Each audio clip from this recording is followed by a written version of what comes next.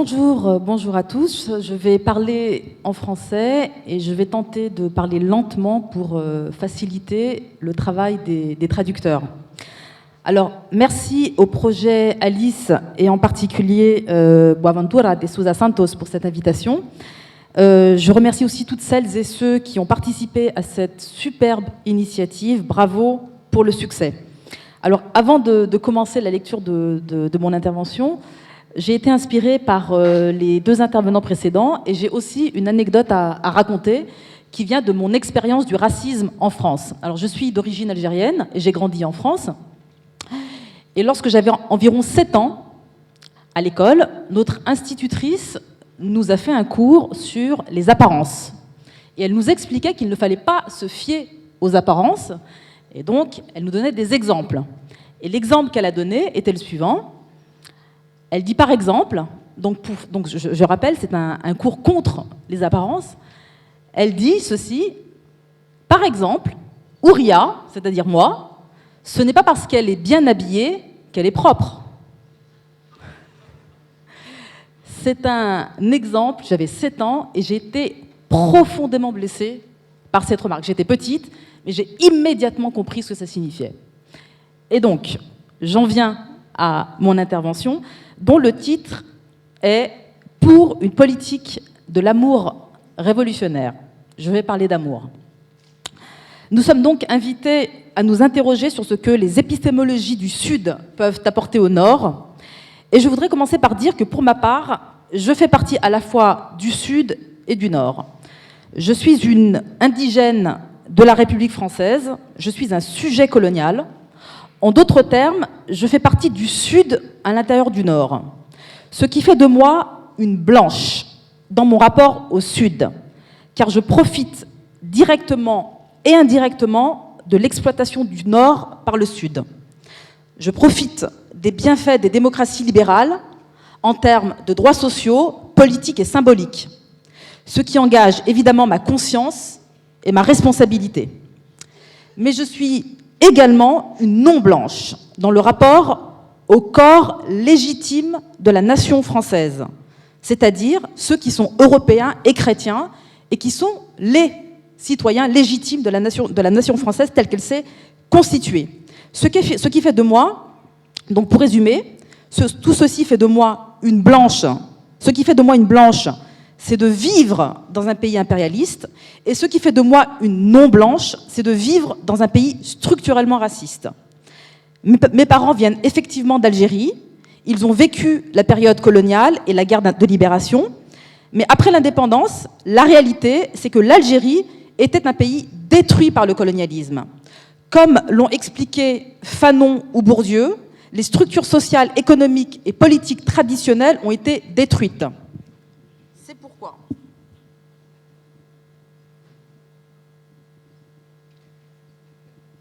C'est pourquoi mes parents ont émigré vers l'ancienne puissance coloniale pour faire de moi un sujet postcolonial en France, car la République française, lorsqu'elle a dû renoncer à l'Algérie comme colonie de peuplement, n'a pas renoncé à son empire pour autant. Elle a immédiatement mis en place les structures du néocolonialisme, ce que moi, je préfère appeler contre-révolution coloniale. Cela a eu pour conséquence le maintien de la domination économique et politique sur l'Afrique et en même temps le prolongement de la politique raciste à l'intérieur des frontières de l'Europe, de la France. Et en tant que sujet colonial, je suis victime de ce racisme structurel qui touche les descendants de colonisés en France, c'est-à-dire les Maghrébins, les Africains, les Antillais et les musulmans de manière générale. Nous vivons actuellement en France une situation paradoxale inquiétante. D'un côté, nous observons une montée du fascisme en Europe et de l'extrême droite en France, et de l'autre, une régression incroyable de la gauche. Mais pire que ça, nous observons une haine grandissante contre la gauche de la part des descendants d'immigrés. Je dois dire ici que ce rejet est justifié. La gauche française est terriblement eurocentrique et islamophobe. Je parle ici de la gauche de gauche. Je ne parle même pas du Parti socialiste au pouvoir, bien entendu. Je parle de la gauche qui est contre le pouvoir actuellement. Il est vrai qu'une partie de cette gauche a toujours été du côté des immigrés contre la violence policière et les discriminations, mais la logique qui a dominé la politique concrète des grandes organisations de gauche s'est faite, malheureusement, autour des intérêts de la classe ouvrière blanche. Le racisme structurel de l'État français qui traverse les organisations de gauche a été ignoré pendant 30 ou 40 ans. Aujourd'hui, nous en payons la note, nous en payons les frais. Permettez-moi de vous dire, par exemple, que dans certaines villes de banlieue, donc les banlieues populaires de France, l'amertume est tellement grande et le divorce tellement consommé que de nombreux descendants d'immigrés ont fait campagne pour la droite et ont participé parfois à sa victoire lors des élections municipales de mars dernier. Il ne s'agit pas d'un vote d'adhésion à la droite, mais plutôt d'une volonté de sanctionner la gauche, et notamment le Parti communiste. En tant que membre, en France, d'un parti décolonial, je parle de moi, le Parti des indigènes de la République, je dois d'abord dire que notre organisation est le produit de l'abandon de la gauche. Cette gauche qui a largement participé, par exemple, à faire voter la loi islamophobe de 2004, qui a exclu de jeunes filles musulmanes de l'école parce qu'elles portaient le voile. Notre conviction est qu'il est urgent de procéder à la recomposition du champ politique sur une base décoloniale, c'est-à-dire qui permette aux descendants d'immigrés postcoloniaux d'investir le champ politique de manière autonome et débarrassée du paternalisme de gauche avec notre propre agenda et nos propres priorités. Notre priorité, c'est la lutte contre le racisme et l'impérialisme. De ce point de vue, nous sommes en conflit, bien que fraternel parfois, avec la gauche qui essaye de nous expliquer que la priorité, c'est la lutte des classes. Nous connaissons évidemment la pertinence et l'importance de la lutte des classes, mais nous répondons à la gauche qu'il existe des conflits d'intérêts à l'intérieur même des classes populaires et que ce conflit se joue notamment sur le clivage de race. Il n'existe pas une classe ouvrière idéale, soucieuse des intérêts des ouvriers immigrés. Ceux-ci sont la plupart du temps, les immigrés, considérés comme illégitimes et en concurrence avec les ouvriers blancs sur le marché du travail. Leurs enfants et petits-enfants, c'est-à-dire nous aussi, nous sommes perçus comme concurrentiels. Nous disons donc à la gauche que pour obtenir notre solidarité, il faut qu'elle intègre le clivage racial et qu'elle mène un combat décolonial à l'intérieur de la gauche. Les organisations qui ressemblent à Podemos, ici mais qui sont en France, mais qui ressemblent à Podemos, nous reprochent de ne pas nous solidariser de leur lutte. Nous leur répondons ceci. L'Europe est en train de vivre une grave crise économique. Cette crise déclasse, rétrograde les couches moyennes blanches et les prolétarise. Mais cette nouvelle situation, pour les classes moyennes, blanches, est la situation normale des descendants de colonisés depuis 30 ans. Donc nous posons cette question. Où étiez-vous pendant 30 ans ? Où étiez-vous alors que le chômage atteint 30% dans les quartiers populaires quand il est à 10% ailleurs ? Où étiez-vous quand nous demandions votre soutien contre les crimes policiers, contre l'horreur du système carcéral, contre les discriminations, contre l'offensive idéologique islamophobe de l'après-11 septembre ? Pourquoi nous sommes-nous heurtés à votre aveuglement et à votre surdité alors que nous menons depuis 30 ans des luttes pour l'émancipation humaine et au nom des valeurs universelles que vous prétendez défendre ?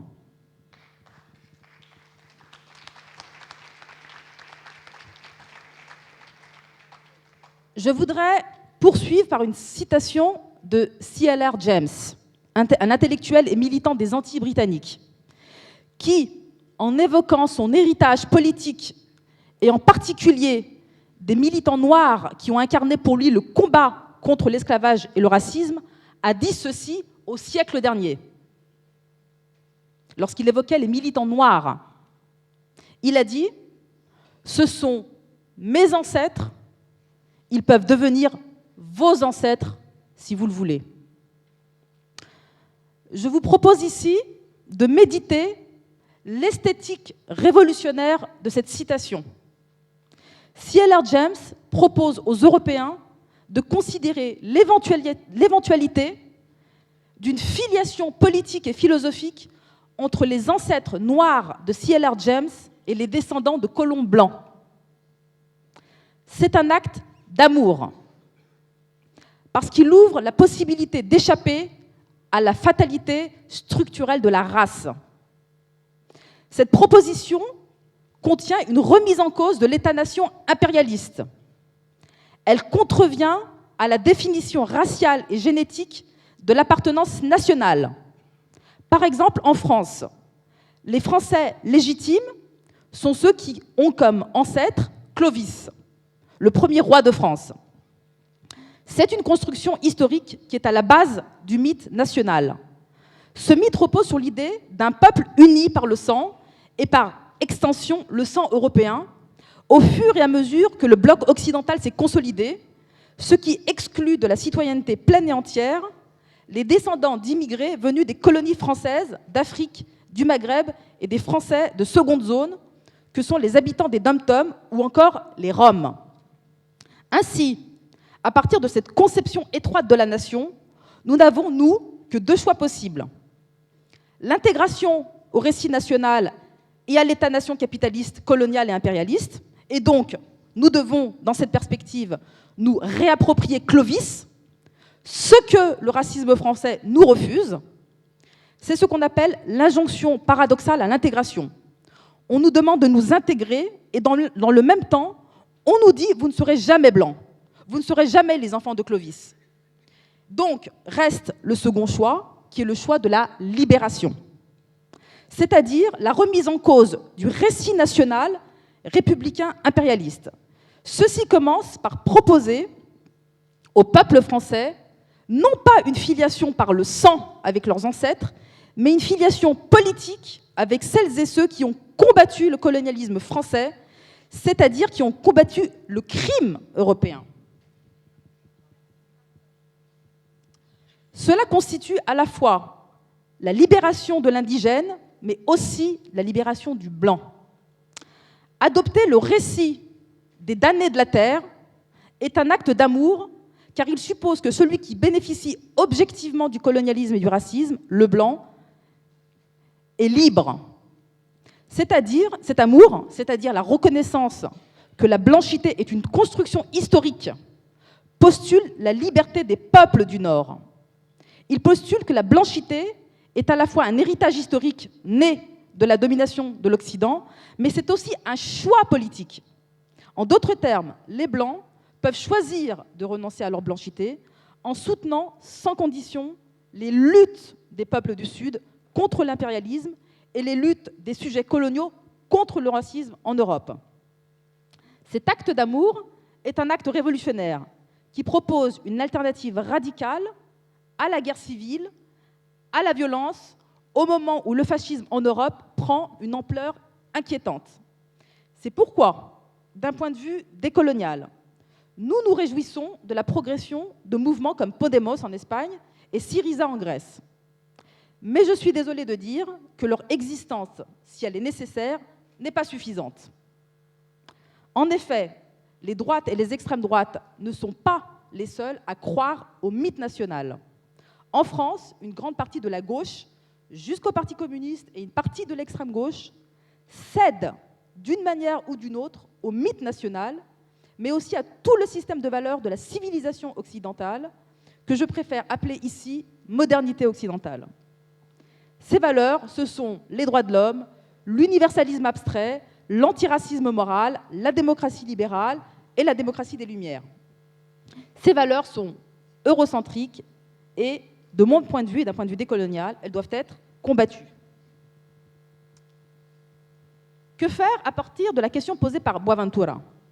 Quelle forme de dialogue nous pouvons entreprendre? Comment le Nord peut-il apprendre du Sud? La première des choses à faire, c'est identifier clairement les secteurs de la vie politique avec lesquels on ne peut pas dialoguer. Il y a ceux avec qui on peut dialoguer et ceux avec qui on ne peut pas dialoguer. En tant que mouvement décolonial, nous savons avec qui ne jamais dialoguer. Nous ne pouvons pas dialoguer avec ceux qui ont partagé le pouvoir pendant 30 ans en France, c'est-à-dire les représentants de la social-démocratie, le Parti socialiste, la droite et l'extrême droite, car ce sont les principaux artisans de notre oppression et les promoteurs actifs du néolibéralisme mondial, colonial. La deuxième chose à dire, c'est qu'il est faux de dire que l'échange épistémologique est unilatéral. Dans les faits, le Nord a toujours appris du Sud sous la forme du pillage. Les connaissances et les savoirs du Sud ont toujours été étudiés dans le Nord pour être ensuite absorbés et réappropriés par le Nord. J'ajoute qu'à chaque fois que le Sud a remporté des victoires, celles-ci ont toujours été étudiées par le Nord pour préparer la contre-révolution coloniale. Je voudrais rappeler ici, par exemple, que la stratégie de lutte de la bataille d'Alger, qui a eu lieu dans les années 60, a été étudiée par l'armée américaine lors de la guerre contre l'Irak en 2003. Nos résistances, qui, comme l'a dit Fanon, construisent nos nouvelles épistémologies, sont étudiées et disséquées. Bien sûr, je comprends que la question de Boaventura s'oriente vers une perspective décoloniale et que cette question s'intéresse à comment les épistémologies du Sud peuvent transformer les forces dites du progrès social. Et c'est à cela qu'on doit s'intéresser. Alors effectivement, lorsqu'on a identifié ceux avec lesquels on ne peut pas dialoguer, il reste ceux avec lesquels on peut dialoguer. Pour nous, il s'agit évidemment de la gauche. Mais nous savons que cette gauche est eurocentrique. Donc cela suppose d'abord de construire notre propre force politique. Cela suppose aussi que cette gauche comprenne que nous ne sommes plus des enfants et que nous pouvons prendre notre destin en main, ce qui signifie une reconnaissance réciproque de nos existences politiques. Ce que nous appelons aux indigènes de la République un internationalisme domestique. Un internationalisme domestique. Mais je voudrais rentrer encore plus profondément dans les détails de nos alliances possibles en identifiant les intérêts des uns et des autres. Je pense que d'un point de vue général, il faut se méfier de la solidarité du Nord vers le Sud, car elle est souvent le cheval de Troie de l'Occident. Mais pour autant, je ne pense pas qu'il faille la refuser. Je pense qu'il faut l'accepter. Et il faut même la développer. Mais j'aimerais apporter ici une nuance. Il y a un Nord of color et il y a un Nord blanc anti-impérialiste. Et chacun de ces groupes a sa propre mission. Si je devais résumer la situation, je préconiserais 3 démarches complémentaires et convergentes. Les peuples du Sud, sous domination impérialiste, doivent établir leur propre agenda, cesser de regarder vers le Nord et privilégier les alliances Sud-Sud. Il est urgent, effectivement, de recréer une fraternité des damnés de la Terre et de réinsérer les luttes dans l'histoire anticoloniale et anti-impérialiste, c'est-à-dire renouer avec l'esprit de la tricontinentale, renouer avec l'esprit de Bandung. Mais les non-blancs du Nord, c'est-à-dire nous, les post-colonisés, doivent s'allier prioritairement avec les non-blancs du Nord. Il est urgent d'accélérer le développement des forces de résistance décoloniale dans le Nord. Celles-ci doivent avoir 2 objectifs: lutter contre le racisme structurel des sociétés occidentales et combattre l'impérialisme de leurs États respectifs en créant des synergies à travers l'Europe, l'Australie et les États-Unis. Enfin, les Blancs antiracistes et anti-impérialistes doivent, comme les non-Blancs, combattre les politiques impérialistes et néolibérales de leur pays, aider à décoloniser leurs organisations et renoncer à dicter la meilleure façon de lutter aux post-colonisés. Mais mieux que ça, ils doivent dénationaliser, déracialiser leur histoire, adopter les victoires tiers-mondistes comme Dien Bien Phu ou l'indépendance de l'Algérie comme leur propre victoire, c'est-à-dire considérer Amilcar Cabral, Lumumba, Césaire, Fanon, Malcolm X comme leurs ancêtres. Et l'ensemble de cette démarche pourrait s'apparenter à ce que j'appelle une division internationale du travail militant. pour à la fois contenir les effets dévastateurs de la crise du capitalisme, qui est aussi une crise de civilisation, et participer à la transition vers un modèle plus humain, tout simplement. Dans ce schéma, chacun se bat pour ses propres intérêts. Le Sud contre le néocolonialisme, les post-colonisés contre le racisme et l'impérialisme, et les progressistes contre l'impérialisme de leurs États et l'eurocentrisme de leurs organisations. Mais aussi pour l'intérêt de celui qui est juste en dessous de lui dans la hiérarchie des privilèges. J'ajoute que dans ce schéma, il n'y a pas de place au paternalisme et à l'humanisme abstrait, car dans le même temps, ceux qui sont tout en dessous, c'est-à-dire les peuples du Sud, luttent objectivement contre la barbarie capitaliste qui finira par atteindre les peuples occidentaux. On le voit en Grèce et on le voit en Espagne. Les luttes du Sud, à partir de cette perspective, à mon avis, sont au service des peuples du Nord. En d'autres termes, les luttes du Sud libèrent les peuples d'Occident. C'est ce que j'appelle, pour ma part, une politique de l'amour révolutionnaire. Je vous remercie.